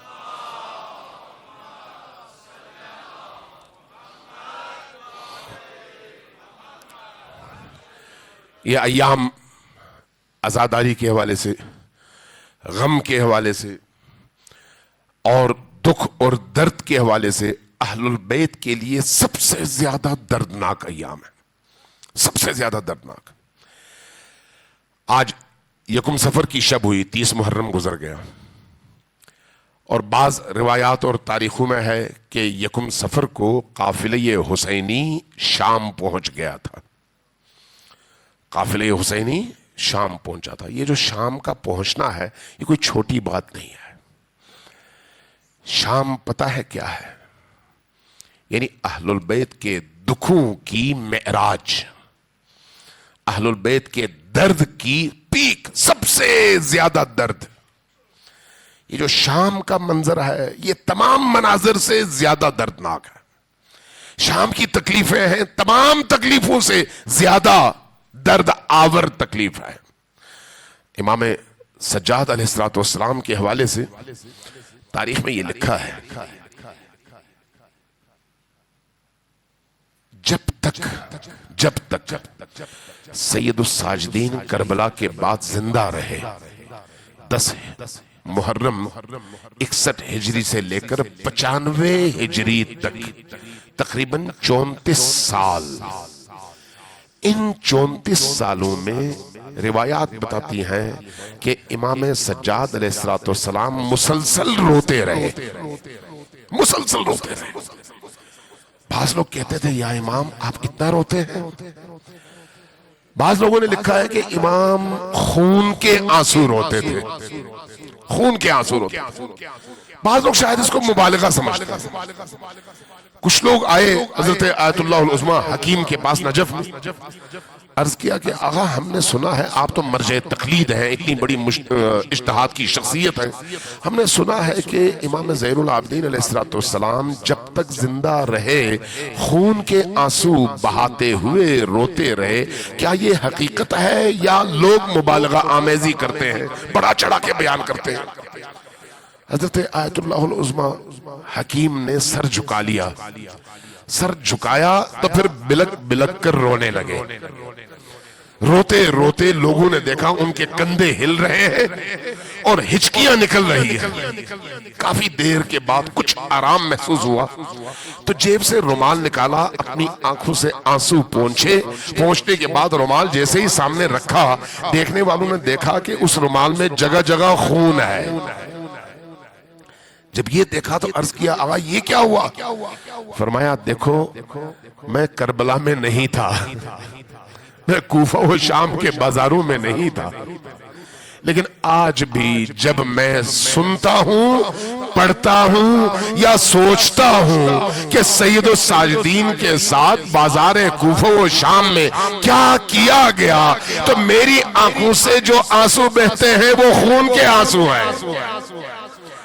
سید الساجدین نے تو اپنی آنکھوں سے یہ سب کچھ دیکھا ہے، تو اگر وہ خون کے آنسو روئے تو تمہیں تعجب کیوں ہے؟ کیوں تمہیں تعجب ہے؟ منہال راوی ہے، کہتا ہے کہ میں مدینہ آیا، پتہ کیا امام سجاد اگر ہیں تو میں ان کی بارگاہ میں پہنچوں، تو جب گیا تو پتہ چلا تشریف فرما ہے، مجھے اجازت ملی، غلام یا خادم مجھے لے کر گھر کی چھت پہ گیا، تو میں نے دیکھا امام صاحب نے تشریف فرما ہے، مجھے اجازت مل چکی تھی، میں گیا تو میں نے کیا دیکھا؟ امام تشریف فرما ہے ایک جگہ اور سامنے ایک برتن میں پانی ہے اور اس پانی کو دیکھ رہے ہیں اور روتے چلے جا رہے ہیں۔ کہتے ہیں میں نے امام کو جب اس حالت میں دیکھا تو میں بڑا دکھی ہوا، میں بیٹھ گیا، میں نے عرض کیا کہ ابن رسول اللہ 35 سال گزر گئے کربلا کے واقعے کو، ابھی بھی آپ اس طرح سے رو رہے ہیں؟ فرمایا منہال تم نے بہت بڑا ظلم کیا ہم پر۔ میں نے عرض کیا یا ابن رسول اللہ ہم نے کیا ظلم کیا؟ فرمایا دیکھو حضرت یعقوب کا ایک بیٹا یوسف گم ہو گیا تھا، مرا نہیں تھا، قتل نہیں ہوا تھا، سر الگ نہیں ہوا تھا، لاش کو گھوڑوں کے سمو تلے پامال نہیں کیا گیا تھا، لیکن حضرت یعقوب پیغمبر اتنا روئے اتنا روئے اتنا روئے کہ آنکھیں نابینا ہو گئی اور سفید ہو گئی۔ میری نگاہوں کے سامنے میرے 18 یوسف قتل ہوئے ہیں، ان کی گردنوں کو کاٹا گیا، ان کے سروں کو جدا کیا گیا، نیزوں پر چڑھایا گیا، شہر شہر پھرایا گیا، تو کیا میں نہ روؤں اپنے ان شہداء پر؟ منہال کہتے ہیں جیسے ہی میں نے یہ جملے سنے میں رو پڑا، میں نے عرض کیا یا ابن رسول اللہ آپ کی بات ٹھیک ہے، آپ بہت غمزدہ ہیں، لیکن کیا ایسا نہیں ہے کہ یہ شہادتیں آپ کے لیے اعزاز بھی ہیں اور سعادت بھی ہیں؟ تو امام زین العابدین زیادہ اونچی آواز سے رونے لگے، روتے ہوئے کہنے لگے منہال تم نے اور بڑا ظلم کر دیا۔ میں نے پوچھا یا ابن رسول اللہ میں نے کیا کہہ دیا؟ فرمایا ہاں شہادتیں ہمارے لیے اس میں کوئی شک نہیں سعادت ہے، لیکن کیا علی کی بیٹیوں کو بازاروں میں ننگے سر پھرایا جانا بھی سعادت ہے؟ کیا رسول اللہ کی بیٹیوں کو شہر شہر بازار بازار اور تمام ان درباروں میں پھرایا جانا بھی ہم اہل البیت کے لیے سعادت ہے؟ کیا یہ ہمارے لیے سعادت ہے کہ شام کے بازاروں میں جب میری پھپھیوں کو میری بہنوں کو لایا جا رہا تھا تو لوگ چھتوں کے اوپر سے انگارے برسا رہے تھے، گرم پانی پھینک رہے تھے، ابلا ہوا پانی پھینک رہے تھے، انگارے جب برس رہے تھے، ایک وقت ایسا آیا کہ میرے ہاتھ پسے گردن بندھے ہوئے تھے، جب وہ انگارے میرے جسم سے ٹکرائے تو میرے کپڑوں میں آگ لگ گئی، لیکن میرے ہاتھ بندھے ہوئے تھے، میں اپنے اس آگ کو بجھا نہیں سکتا تھا۔